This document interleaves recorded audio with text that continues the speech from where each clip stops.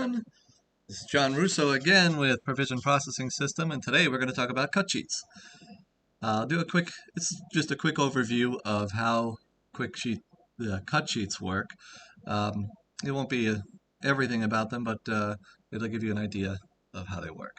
So from our desktop software, first thing we have to do is we have to create the products that belong to each primal.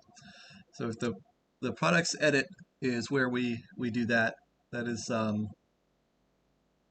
like I said, the very first part. So once this pops up here, we go into our cut sheet tab up here on the top. I'm going to do beef brisket first because that's a product that's already in there. Just so we go into our beef brisket and we choose our cut sheet, and then we choose what species it is, what the cut sheet primal is, and these can be edited. So we say that this is beef and that this is going to be part of the brisket, and then we go in and we say what options we can possibly have. This is not going to be on every cut sheet. You get to choose which options you do want on that cut sheet, but this is all the available options. So we can cut it in half, we can grind it, or it'd be whole. Now to make this make sense, now that we have our product attached to the primal, then what we got to do is go in, user data, production, and we create our cut sheet template. So this is our first cut sheet, okay? And it looks like this. So we have a cut sheet in here. This is our cut sheet test 2000, let's say. To add one in, you select what your species is, and then it builds this out for you.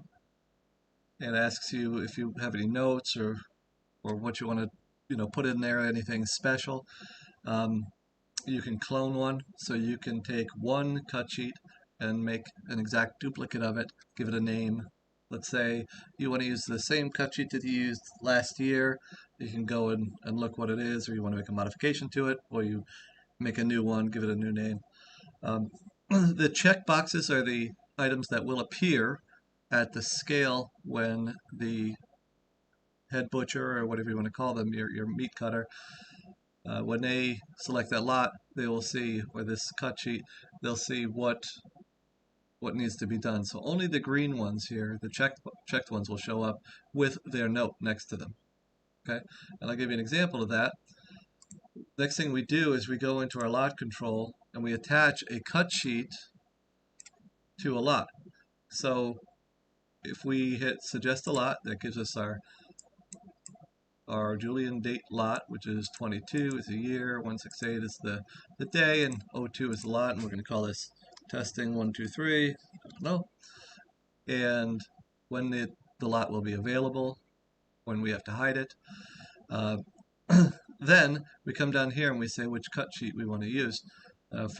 We can either look it up by name, we can do a search, or by default they're all there.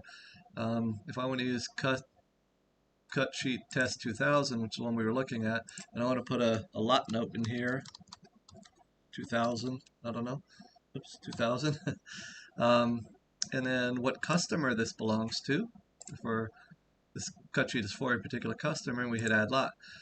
Now that lot will be inserted into the system.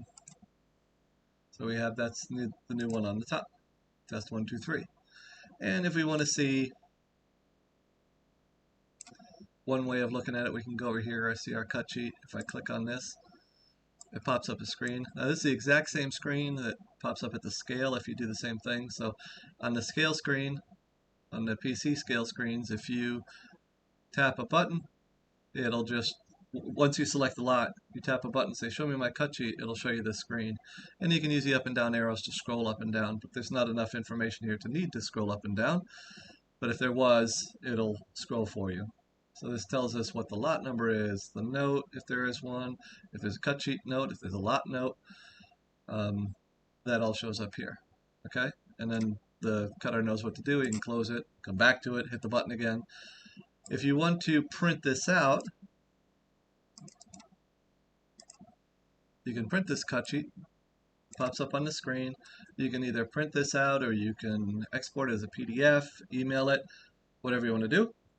or you can print this out for the cutter. The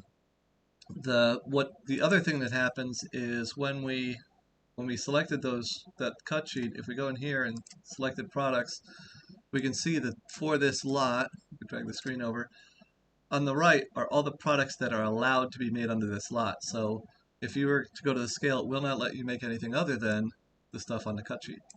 So it's automatically selecting the products that need to be made. Like I said, on the scale, it's the same exact screen. We've modeled them both exactly after each other. So all I have to do is go up to the scale and touch the button. The other thing you could do is, some customers want to put big touchscreen or big monitors within the cutting room so that people can see what needs to be cut on that cut sheet. I think the best thing to do is tablets. Putting big screens on the wall requires an enclosure that can be very costly. We do have ruggedized tablets that are inexpensive that you could just hand the processor or the meat cutter, and they just select the lot and it'll show them on the tablet what needs to be made. We could also, like I said, print it out, whatever you want to do. That pretty much covers it. Thank you for your time, and if you have any questions, contact us at provisionprocessingsystem.com.